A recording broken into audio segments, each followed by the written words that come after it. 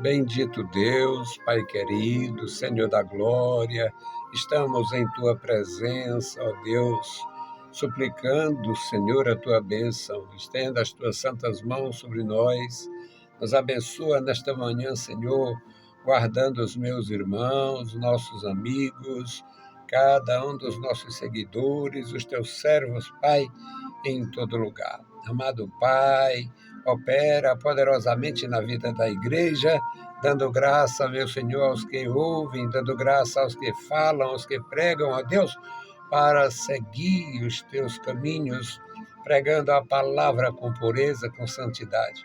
Amado Pai, Deus misericordioso e bondoso, guarda cada servo teu. Em nome de Jesus Cristo te pedimos.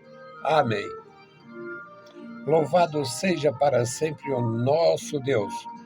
Bendito seja o santo nome do Senhor. Meus queridos irmãos, a paz do Senhor.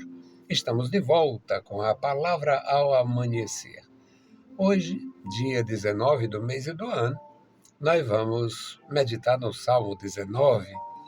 Aqui nós temos uma mensagem gloriosa, uma mensagem extremamente importante para a nossa apreciação nesta manhã. E vamos ler apenas 8 versículos. Mas acho que cada um destes versículos deste salmo, cada um destes versículos, que são 14 ao todo, cada um dá uma mensagem, cada versículo deste salmo. Então vamos ao primeiro versículo. Os céus manifestam a glória de Deus e o firmamento anuncia a obra das suas mãos. Um dia faz declaração a outro dia, e uma noite mostra sabedoria a outra noite.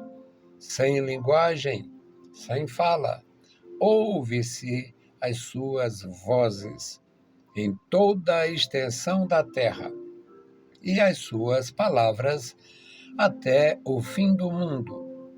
Neles pôs uma tenda para o sol, que é qual noivo que sai do seu tálamo e se alegra como herói a correr o seu caminho. A sua saída é desde uma extremidade dos céus e o seu curso até a outra extremidade deles, e nada se furta ao seu calor. A lei do Senhor é perfeita e refrigera a alma. O testemunho do Senhor é fiel e dá a sabedoria aos simples. Os preceitos do Senhor são retos e alegram o coração. O mandamento do Senhor é puro e alumia os olhos. Louvado seja o nosso Deus para sempre. Meus amados, nós temos o benefício da revelação de Deus através da sua santa palavra e temos outro benefício que é a iluminação do Espírito Santo para a gente entender. Não precisaria dizer nada a respeito das diferenças, mas referindo-me a mim mesmo, porque a este eu posso comparar se quiser. Em termos de formação, eu não chegaria aos pés dos antigos sacerdotes do catolicismo, dos antigos pontífices do catolicismo, dos judeus, dos sacerdotes do judaísmo e dos mestres do judaísmo em si, cada mestre em si. Por que eu falei de outrora e não de agora? Porque agora tem um bando de sem futuro que vai para o seminário para namorar uns com os outros, na grande maioria, e sai dali arrotando sabedoria, porque faz filosofia e vai dar uma de artista. Isso não é sacerdote, não é nada, são os artistas que se ordenaram, foram ordenados. E os últimos pontífices, com pouquíssimas, raríssimas exceções, são os comunistas deslavados que não têm respeito nem pela igreja deles. Então, estão fora de cogitação. Mas, por que o segundo benefício não alcança eles? porque este benefício é para quem tem amor pelos preceitos do Senhor. E eles são perversos na sua fé, divulgam a maldade, a infidelidade, a corrupção espiritual, além das outras corrupções, as várias corrupções que não nos cabe tocar. Além de não edificar, há riscos. Mas, na verdade, não tem. Eles não têm o segundo benefício. Não tem. Não tem a iluminação. Tem a palavra, lê até de diante para trás, conhece cada termo e se duvidar, talvez se apostar, talvez perca a aposta. É possível que eles saibam até o valor numérico de cada palavra, porque é uma ciência que pode ser realmente aprendida. Eu me arranho nessas princípios de saber o valor numérico de cada caractere, hebraico ou grego, ou romano. Mas a verdade é esta: os céus manifestam a glória de Deus para quem crê em Deus. Um ateu perverso que chega a um nível altíssimo, incluindo o pontificado, para ele isso não vale coisíssima nenhuma. Não vale nada. Os céus manifestam a glória de Deus e o firmamento anuncia a obra das suas mãos. É necessário crer. Se crer, se tiver realmente fé, então o Espírito Santo ilumina e você vê isto como uma grandeza, uma profundidade incomparável em qualquer aspecto. Não acreditando, é uma leitura morta, sem nenhum sentido, que não passa do ritualismo.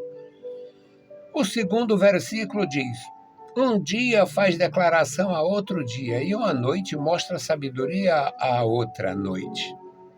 Na verdade, o Criador sabia e tinha todo o poder para fazer tudo como fez, e sabia. Ninguém suportaria uma carga permanente. Então é necessário que haja a pausa do descanso, é necessário que haja a pausa do repouso, é necessário que haja o momento para refazer as forças, restaurar o vigor e recomeçar forte. No terceiro versículo diz: sem linguagem.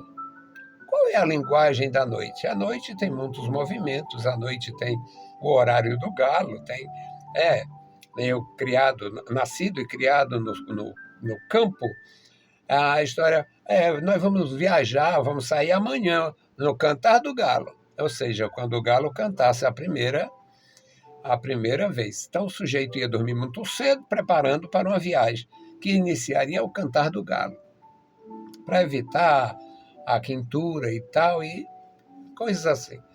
Então, sem linguagem e sem fala, ouve-se as suas vozes. A noite tem uma comunicação. A noite tem a comunicação dos astros, a noite tem uma comunicação das aves, a noite tem comunicação dos animais noturnos, a noite tem muita comunicação. Mas, no que diz respeito às coisas de Deus, só ouve essa comunicação, só ouve essa linguagem quem acredita. Só ouve essa linguagem quem acredita. Por que aqueles animais que durante o dia são tão ferozes, eles precisam do repouso da noite? Precisam do refúgio da noite, melhor dizendo.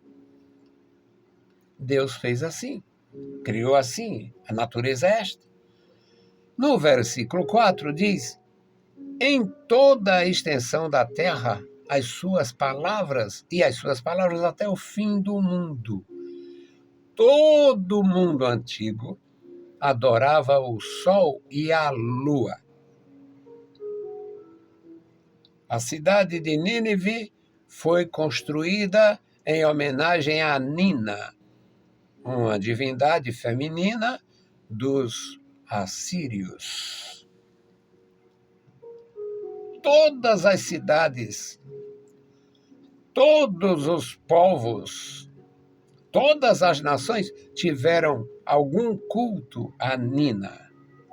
tiveram algum culto a Vênus, tiveram algum culto ao Sol.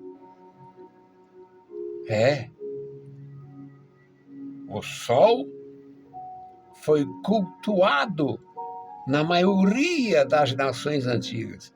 Isto porque, no lugar deles tomar algum conhecimento do Criador, eles passaram a adorar a criação, a criatura. Mas, para a nossa apreciação, aqui vale. Em toda a extensão da terra, as suas palavras até o fim do mundo, e neles pôs uma tenda para o sol. Esta coisa gloriosa que nós temos diante de nós, revelado aqui, descrito na palavra de Deus, de um extremo ao outro dos céus, do nascente ao poente, a Escritura chama de tenda. Sabe o que é uma tenda? Uma tenda poderia descrever aqui como uma... Não dá nem para descrever como uma habitação pequena. Uma tenda é um abrigo. Uma tenda é um abrigo. Com toda a evolução da humanidade, existem tendas muito bem feitas, montadas e desmontáveis e tal. Mas, na verdade, no contexto deste salmo, as tendas conhecidas eram tendas de couro de animais, tendas de palhas, de folhas, e não tinham tendas maiores. É tanto que, também, na grande maioria das situações, tinha a tenda da esposa e a tenda do esposo, porque não havia espaço para transitarem normalmente em uma única tenda.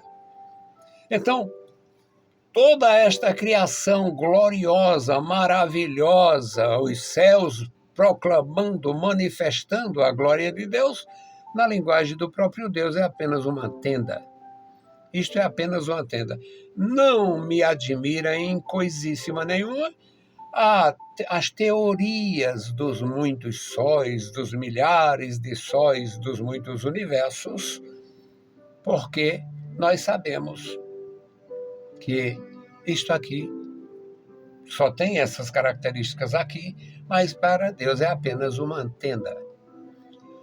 Devido à infinitude da sua criação, no que diz respeito aos espaços siderais, isso é apenas uma tenda.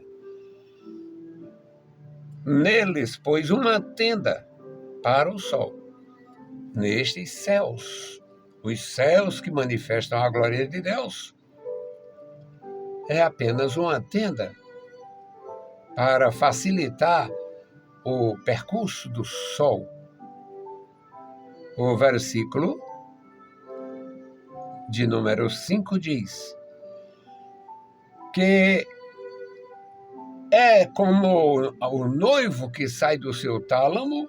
Aqui já parte um aspecto cultural, já abrange um aspecto cultural. Os noivos, no período do casamento, tinha o tálamo, o lugar onde o noivo, digamos, se preparava, onde o noivo recebia as testemunhas, aqueles que iam ser testemunhas. E a noiva tinha também lá, no seu espaço, para receber as suas testemunhas. Era assim no passado, pelo menos em algumas nações. E a comparação é esta, que é qual o noivo que sai do seu tálamo e se alegra como herói a correr o seu caminho até a casa da noiva. A sua saída é desde uma extremidade dos céus, nascente, saída, nascente, levante, ocidente. Aqui. É ou não é uma grandeza? A sua saída é desde uma extremidade dos céus. Essa extremidade de onde ele sai é nascente, levante, ocidente. Louvado seja Deus. E o seu curso até a outra extremidade deles. E neste percurso, nada se furta ao seu calor, até mesmo sem ser visto. O sol tem a sua função. Até mesmo sem ser visto, sem ser notado, sem ser presenciado, os raios existem e são transmitidos. Até a outra extremidade deles e nada fica fora do seu alcance. Nada se furta ao seu calor. E no versículo 7 vai falar de uma lei. Esta é a lei que Deus preparou e tudo se mantém ordenadamente. Esta regra de Deus para a sua criação é inviolável. Ninguém viola. A lei do Senhor é perfeita. Há uma perfeição na lei, há uma perfeição na revelação, há uma perfeição na obra em si, e quando alguém observa profundamente, só se regozija. A lei do Senhor é perfeita e refrigera a alma. Pessoas angustiadas, entristecidas, doentes, em situações graves, se tiver a graça e a fé para pensar nesta lei do Senhor, nestas coisas gloriosas do Senhor, já sai vencedor. O último versículo diz: os preceitos do Senhor são retos e alegram o coração. O mandamento do Senhor é puro e alumia os olhos. Pense nos bilhões que vivem nas trevas, porque desprezam o mandamento do Senhor. Todos os que desprezam os mandamentos do Senhor patinam nas trevas, andam tateando nas trevas. Glorifique a Deus pela vida, glorifique a Deus pela iluminação, glorifique a Deus pela luz. Bendito Deus, Pai Santo, Pai querido que estás nos céus, nós te louvamos, bendizemos e agradecemos pela tua bondade. Obrigado, meu Senhor, pela vida. Obrigado, meu Senhor, pela salvação. Obrigado pela revelação de nosso Senhor Jesus Cristo e pela comunhão que temos com a sua igreja. Abençoa os meus irmãos, dá graça e vigor a cada um. E agora, Senhor, te apresentamos, ó Pai, os casais, os noivos e noivas, ó Deus, preparando-se para fazerem o enlace, ó Deus, e criar mais um lar, mais uma família para viver na tua santa presença. Abençoa, Senhor, os que estão com este propósito. Dá graça e manifesta, Senhor, para cada um deles, na sua vida, no seu coração, se é a tua vontade. Amado Pai, ouve a nossa petição. Em nome de Jesus Cristo, nós te pedimos. Amém. Meus queridos irmãos, a paz do Senhor e bom dia.